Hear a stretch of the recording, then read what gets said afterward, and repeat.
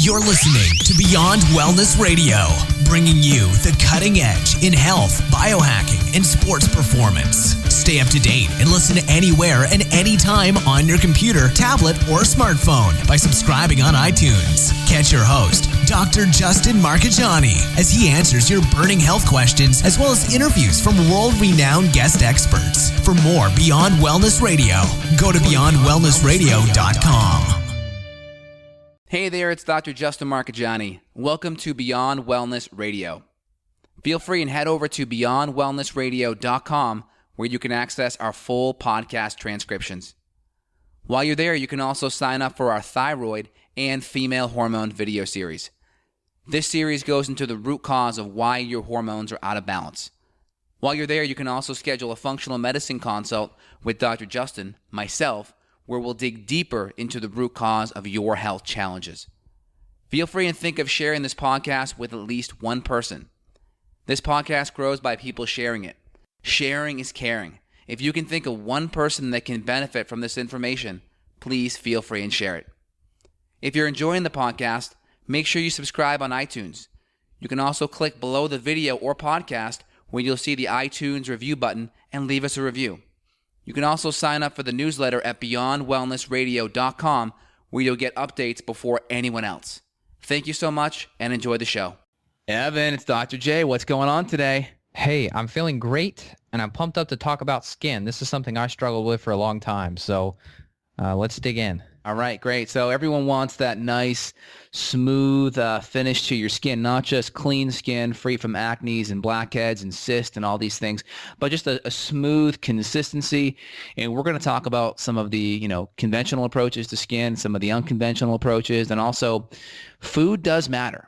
And you go into your dermatologist office, it's like the handout they have. It's like the patented handout that I think maybe the American Dermatologist Association, the ADA, kind of gives to all the dermatologists. And it says skin, your diet has nothing to do with skin health. The food you eat has nothing to do with skin. And I can't tell you how much of a lie or at least misinformation that is. I mean, I don't think they think they're lying, but there's a few studies early on in the 60s and 70s showing that food may not have caused it, but there's a lot more others showing that food and insulin levels and food allergens definitely increase skin issues. And we know clinically with our patients, you cut out certain inflammatory foods, wow, magically the skin gets better.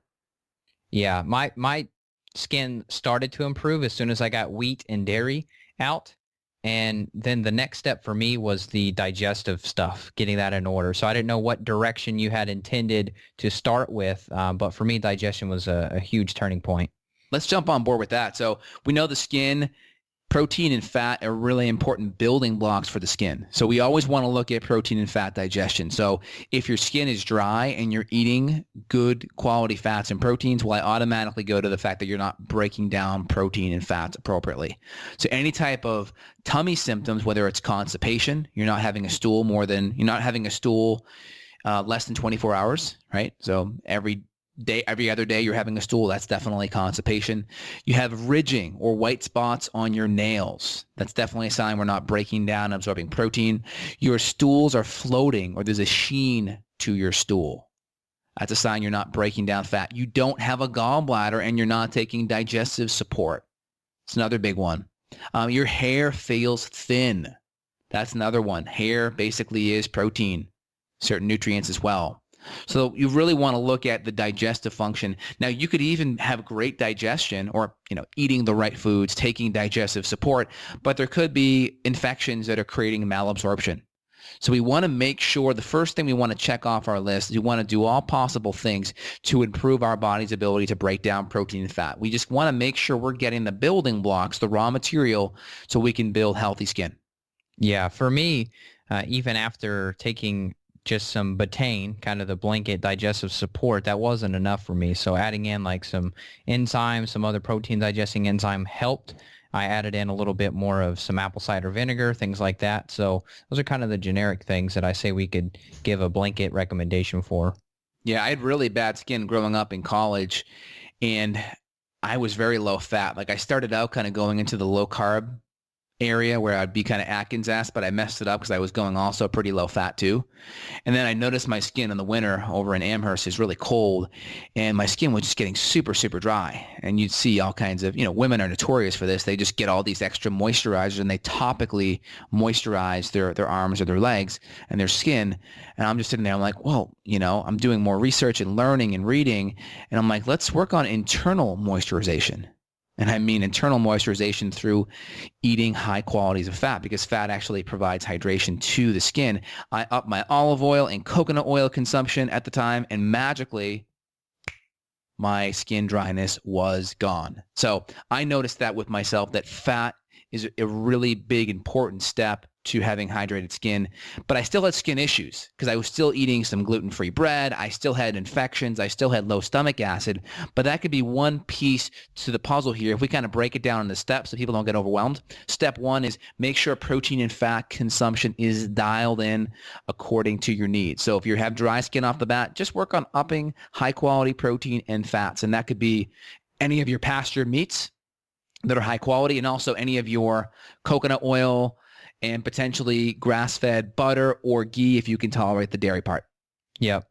Yeah. So in terms of the conventional method, I've had many friends that have taken Accutane, which is probably one of the worst prescription drugs ever in terms of the side effects that it causes and what it actually does to the pores and the skin and the oil glands and things like that. So the topical route may never be necessary. Now, I've heard of people adding like some aloe and some other like hemp oil and things like that topically, but overall, the less stuff that I've put on my face, the better my face has gotten. So I'm not saying this is going to be across the board for you, but certainly for me, the more acne wipes and all these little trendy things that you're advertised to as a high schooler, that stuff only made it worse and made the skin as dry as like a piece of sandpaper.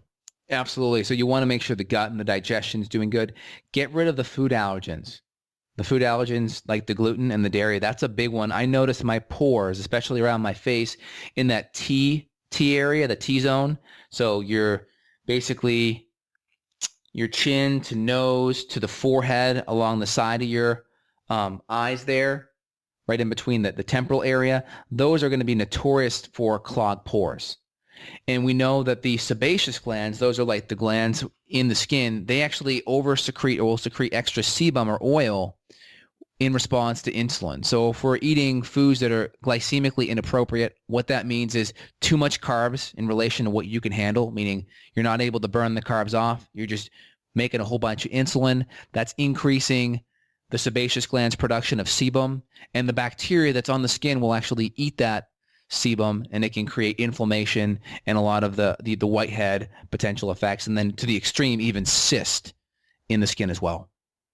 Okay, so this may be jumping the gun here, but chronic stress is a huge piece of this puzzle for me, at least in my eyes, because if you're chronically stressed, you're going to be stuck in that sympathetic mode, and you're going to be down-regulating all the processes that happen to optimize your digestion. So if you're running from this supposed tiger, it's going to be impossible for you to produce adequate levels of hydrochloric acid and other enzymes because your blood is in your arms and your fingers and your legs to run, not digest things. So if you're never engaging that parasympathetic mode, so maybe I'll just jump straight to the action step. So say you want to do like a sensory deprivation tank.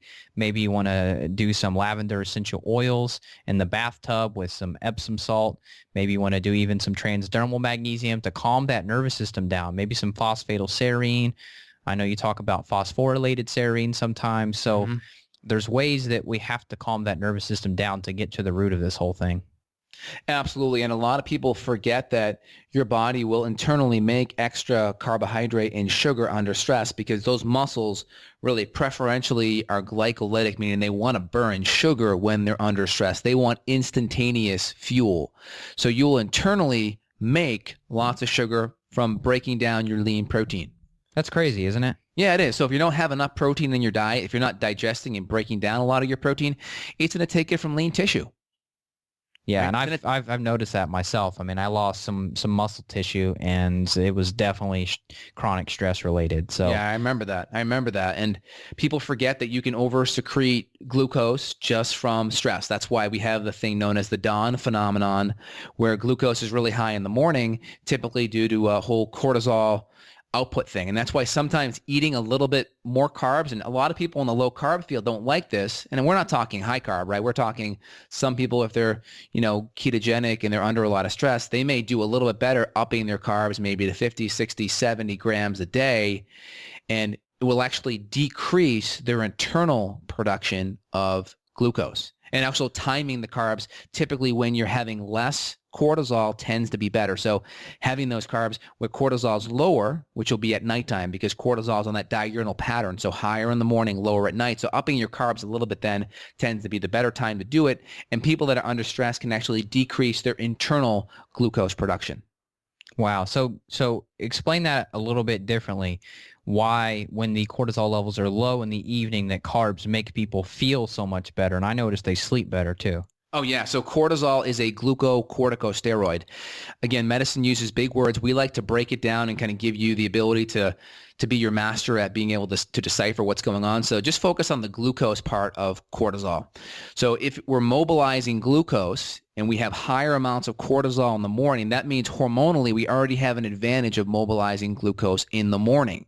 So it doesn't make sense to take in extra glucose in the morning if our hormones are already more primed to do it. The only exception would be morning workouts where you want that post-carb meal after a CrossFit workout or after some type of training to increase insulin, because insulin has an effect of lowering cortisol.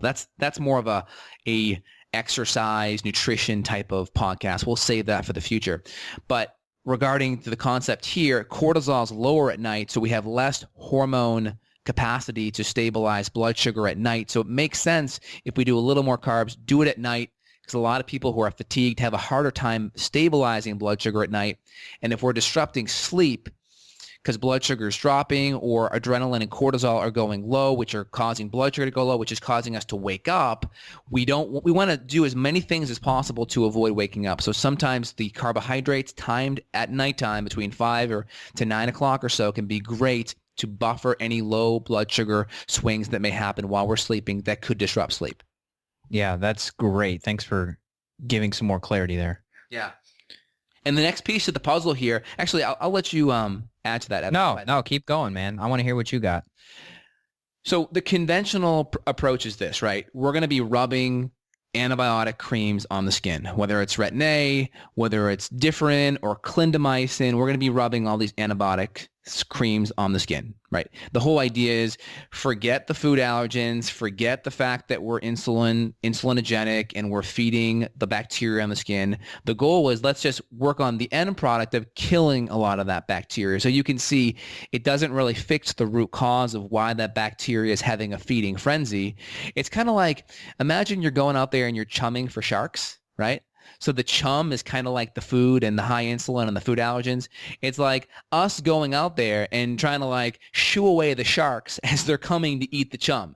It's like, wait a minute, if we just stop putting the chum out there, well, the sharks stop coming, right? That's kind of how I look at the natural approach. So conventionally, we're just rubbing on antibiotics. The next step is that doesn't work. Guess what? We go to tetracycline, which is an oral antibiotic. Okay. And the next step, if that doesn't work, if you're having cystic acne, is the vitamin A analogs, which is the name is just it's defeating me right now. What's it called again? You just mentioned it. Accutane. Accutane, and there's another name for it as well. But Accutane is the vitamin A analog. So basically, it's teratogenic, meaning it can cause pregnancy issues and malformation while pregnant. But it's basically a vitamin A analog.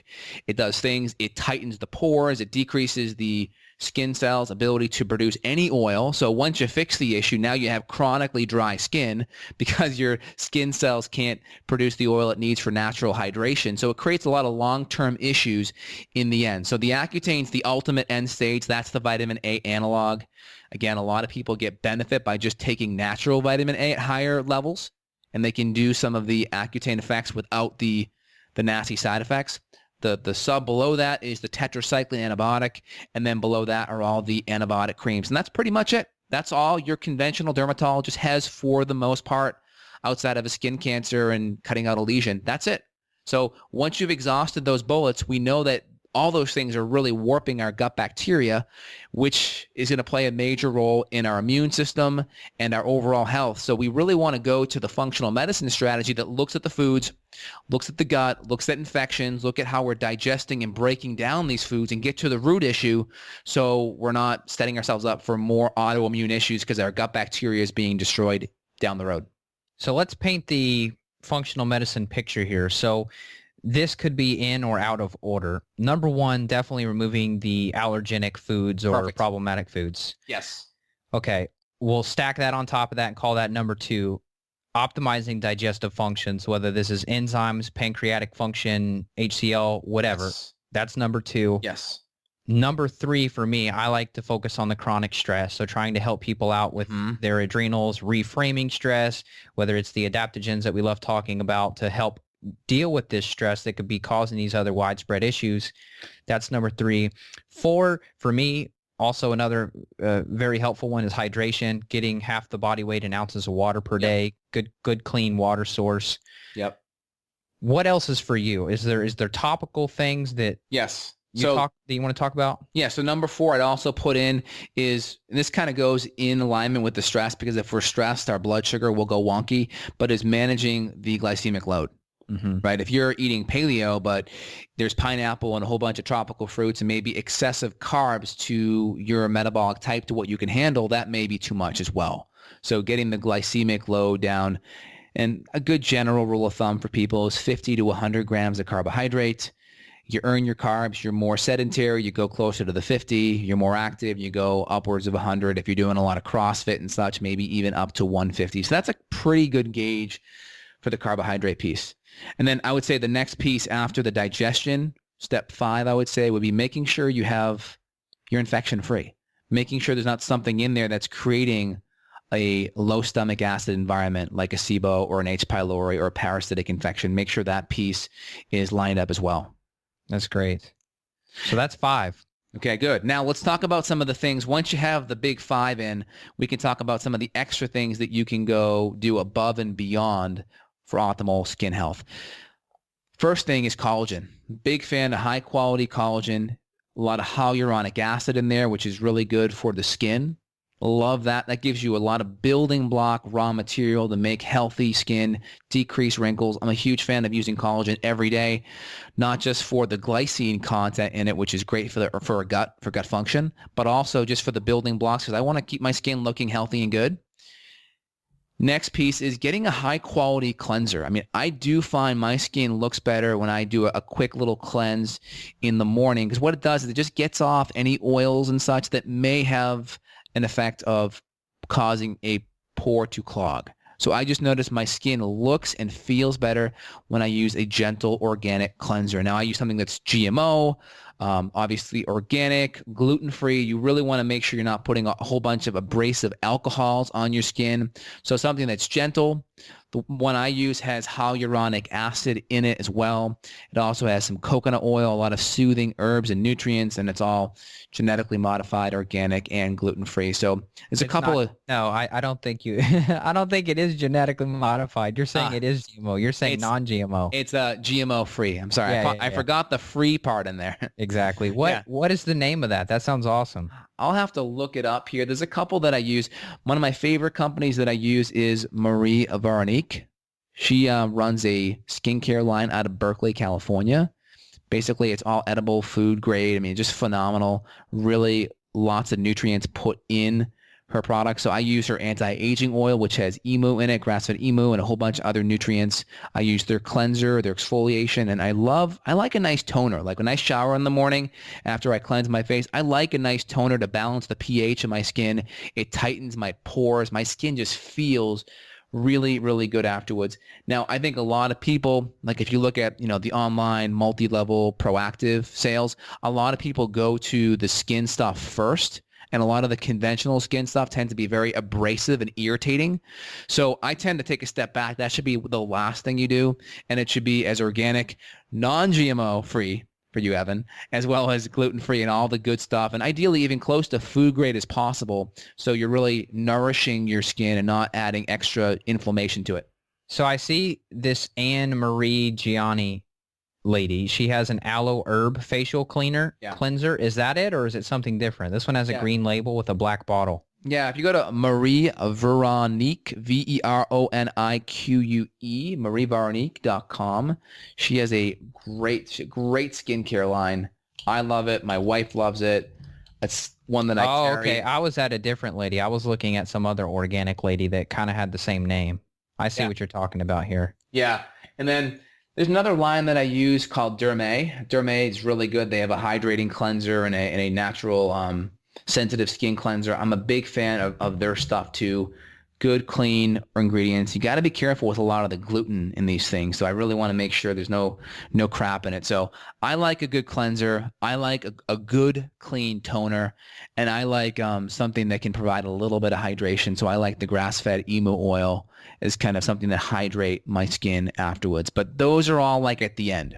Now, if you really want to get extra kind of biohackery, if you will, I think I just made up a word, to help skin health, I use some stem cell cream as well, just to keep my skin give it extra, an advantage to stay young and youthful looking. So I use a stem cell cream from a lab in Arizona that is phenomenal as well. And that's something we'll be carrying on the site. It's called J Bioserum, and we'll have it on our site in the nutrient section. So take a look at that. If this airs and you can't find it, you can go to my store at justinhealth.com/shop, and you'll see a lot of the things there that I'm talking about. But that's a really great product that just provides extra stem cell benefits. So it kind of helps reset how should I say it? It helps reset the skin's ability to be healthy again. I mean, you can see it help tighten up the skin a little bit.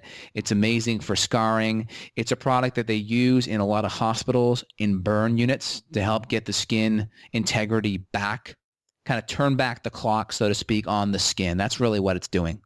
That's amazing to see that treatment cleanser you were talking about, the Marie Veronique, that the key ingredients are the lactic acid that you talked about, and then apple cider vinegar, which I've been reading a lot about for topical use. Obviously, it's probably diluted, and once it's mixed in with this lavender oil and these other, looks like it's got some honey in it, a little bit of oat flour, marshmallow.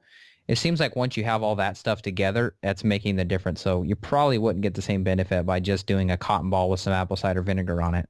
Yeah, and I don't like the oat fiber that's in there per se, but the fiber more is there for like an astringent. So when you're like scrubbing an exfoliant, if you will, to kind of help scrub out the pores and stuff. They have one with some sea salt in there too. I mean, it's good. I just want to make sure I'm rubbing stuff on my face that's going to be, ideally grain-free and anti-inflammatory. Right. But you don't have trouble with that.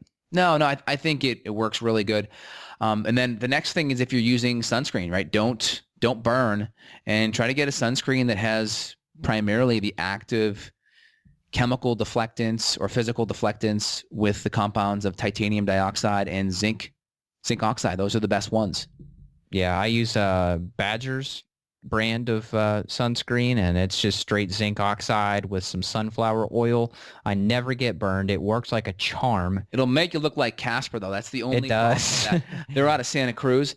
The reason why I like the Marie Veronique one, they use a natural tint in the zinc oxide to take away the whiteness, because it can just like take you and make you look like a ghost. It does, yeah. I'm already fair skinned to begin with, so that's the only reason why I don't like just the pure zinc oxide. I mean, you got the pictures of the 70s lifeguards where they have the white noses, right? That's kind of like the zinc oxide, right? So you can get that where they add some natural tint to it, and then you can get medium, dark, or light. So then it actually gives you a little bit of tan when you put it on, and then it doesn't just take away your skin tone. Oh, that's cool. Yeah. I'm gonna check it out. Yeah. So what do you think, Evan? Do you want to recap some of the things so anyone that's listening that may feel a little overwhelmed can kind of get the Reader's Digest version here? Yeah, I mean, I think we've definitely probably recapped the recap, but to do it again. Well, I would just say, let's just recap the last piece here. Yeah. I would say once you got all the diet and lifestyle and gut pieces there, I would say skin cleanser, high quality skin cleanser that's hypoallergenic and highest quality and non-abrasive. Number 2, a good quality toner. And then number 3, I would say you can add in high quality building blocks for the skin like the collagen, and then also some of the stem cell creams to really help reset the skin's ability from a stem cell perspective to be healthy. Yeah, that's awesome. I appreciate you bringing that stuff to light because that's a whole category that I didn't have much to add to. So that's another thing to add to my bookmarks here is the this Marie's website. Yeah. And I think if people have access to healthy products and can support those companies, that's great because God knows the skincare line community, is just full of crap. There's just so much crap in these products, and people forget anything you put on your face goes into your bloodstream. So if you can't eat it, you shouldn't be putting it on your face. That's bottom line. Yep, absolutely. Great, Evan. Well, anything else you want to add? No, that's it. Just anyone listening, it's easy to be like, oh, I'm just going to go to all the lotions and potions and do that stuff first. I really urge you to kind of get to the diet and lifestyle piece first. If you feel like your gut's struggling, it's not going to be advantageous to ignore that. You really want to get to the underlying gut issue, get any infections ruled out. Also remember, your skin is part of your integumentary system, which is your largest organ of detoxification. So your skin also is used to push out toxins. So if you're under a lot of toxicity, whether it's, environmental or from chemicals in the food, you want to look at supporting your detox system because your skin, again, will push stuff out if you're being overwhelmed in that toxicity area. Yeah, I'm sure we could save that for another podcast. We could talk about like heavy metals and skin. I've seen a lot of people with that. Absolutely. Cool. A lot of people that are pushing stuff out when they're doing heavy metals or chemical detoxes. I see it all the time in clinic as well. Yeah. All right, Evan, good talk today. Hope everyone enjoyed it. If you guys get a benefit out of it, go over to the iTunes link, click below, and give us a 5-star review. We really appreciate it. Yeah, it really helps. All right, thanks a lot. Take care. Bye. Bye. Got a question for Dr. J? Go to beyondwellnessradio.com and click the questions button. Then tune in to hear the answer. Also, if you like the show, click below to review us on iTunes. For more Beyond Wellness Radio, go to beyondwellnessradio.com.